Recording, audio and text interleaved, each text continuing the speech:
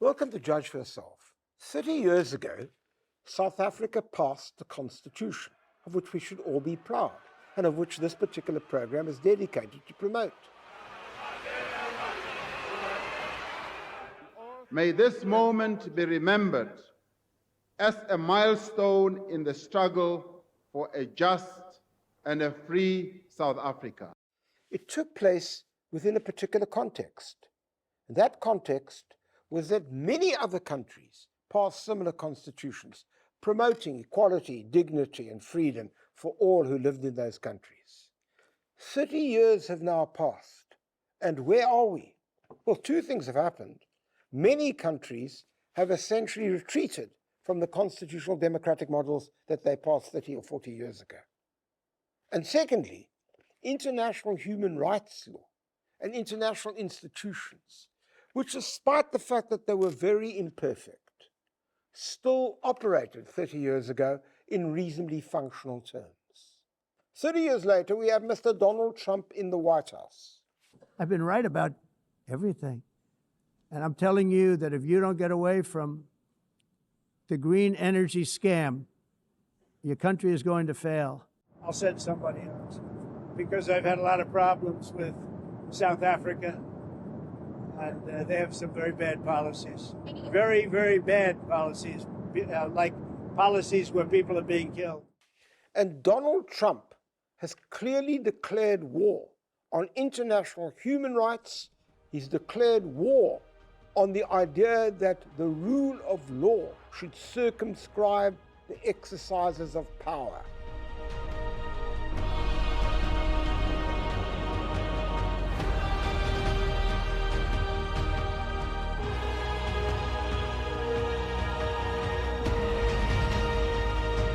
As international relations scholars, we've always been aware of the fact that there is a dualism that exists within the international system and order, where a certain set of rules apply to those in the Western Hemisphere by and large, and the rest of the world. And we see no difference here in the application of and the disregard for international law by the Trump administration. For Mr. Trump, might is right, and right should not effectively confine might. On Sunday, we reached an agreement with Iran that achieves everything we set out to accomplish, everything and much more. I certainly think Trump has accelerated what was already an existing sort of, one might say, assault on international law, particularly the laws of war, international humanitarian law, and international human rights law. The United States, in all honesty, has never particularly adhered closely to those laws unless it was to our benefit.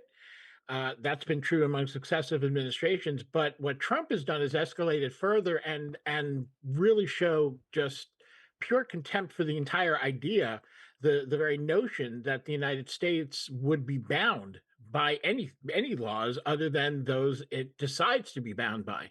So I don't see how that can do anything other than undermine the rule of law, and it's happened both domestically and internationally.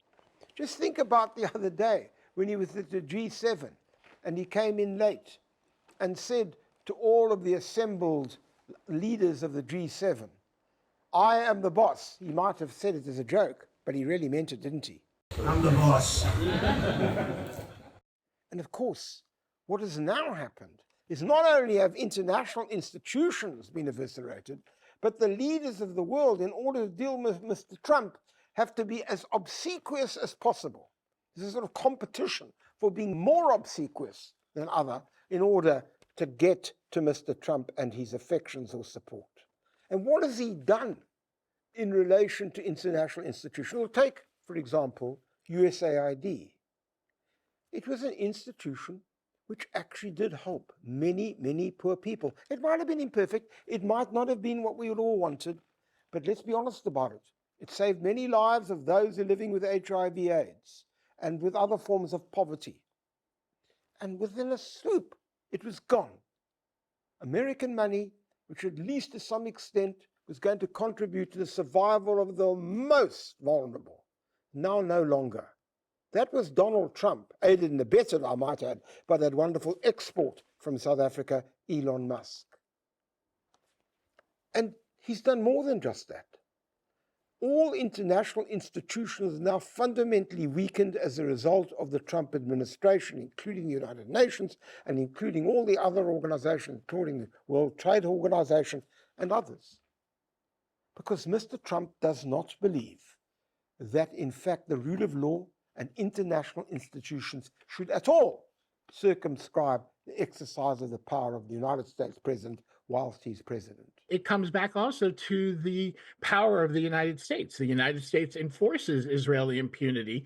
It pressures Europe and Australia and Canada, other Western countries, to adopt the same attitude. Some of them go along very willingly, even eagerly. Others have to be pressured, but in the end, the silence is enforced. And that is starting to break down, and that can only be a good thing. And I would actually argue a good thing, at least, if not for the state of Israel, certainly for the Israeli people. But he's also had a profound effect on constitutional democracy. Take the United States Supreme Court. 30 years ago, it would have been unheard of to think of the court as we do at present. 35 years ago, there were judges such as William Brennan and Thurgood Marshall, great jurists. And those of us in South Africa looked with great awe at judges of that particular kind, particularly when we were living under apartheid. And now, 6 judges of the United States Supreme Court, of which many have been appointed by Mr. Trump, essentially routinely eviscerate constitutional safeguards and support the exercise of power by the president. And that has a knock-on consequence. We've got all sorts of countries now who no longer seem to think that constitutional democracy is important. In fact, what they think is that authoritarian models are far superior. So we have, of course, Mr. Putin in Russia, Mr. Netanyahu in Israel, Mr. Modi in India, just to name 3. And of course, it wasn't that long ago that we also had Mr. Orban in Hungary, which at one point in time had a very vibrant constitutional democracy post the Soviet Union. These have very significant effects on us because the discourse that is promoted is one which essentially has as its prime aim the promotion of citizens of a country as opposed to the rest in the country. Look at the way Mr. Trump deals with immigrants.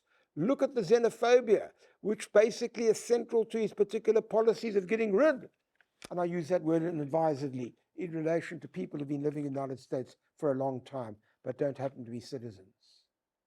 And that, in fact, is then copied. We know that in South Africa, 27% of those who bothered to vote, we don't know what the full percentage would reflect, but 27% of the people who voted in the last general election voted for political parties which essentially, one way or the other, are not friends of constitutional democracy. MK wants to abolish the whole constitution as we have it. The EFF wants certain clauses out. And Mr. Mackenzie's Patriotic Alliance, central to its policy is xenophobia, which of course means a total disrespect of the vast majority of people who live in this country and who are not citizens thereof. And it's this situation which essentially, like a cancer, is taking hold of that which once was a valuable set of instruments, international law and international institutions.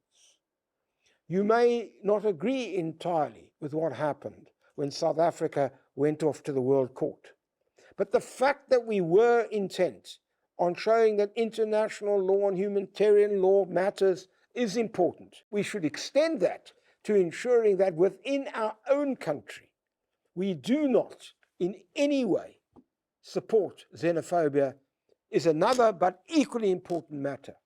And of course, we should also ensure that other countries which have been subject to all sorts of barbarous behavior, whether in this continent, in Africa, whether on the West Bank or Gaza, whether in Ukraine, and indeed in Iran, all of those places We should be circumspect because we need to defend fundamental set of rights which are reflective in our own constitution. But at the end of the day, we are now faced with a climate which is parlous insofar as our own constitutional enterprise, born as it was in a supportive climate, but which now faces headwinds of a very dangerous kind. And what must be done? Well, of course, our country needs to be principled in relation to the commitment to these institutions on all and every matter. But more than that, we should be very well aware of what is going on in the United States of America. It may never have been a perfect society, but my goodness, at the moment, it poses an existential threat to the notion of what occurred after the Second World War, and of which, ironically, America was a very significant part, of building institutions which were fundamental to the promotion of dignity, freedom, and equality for all. That is what's at stake. How are we going to resolve that? You'll have to judge for yourself. Good night.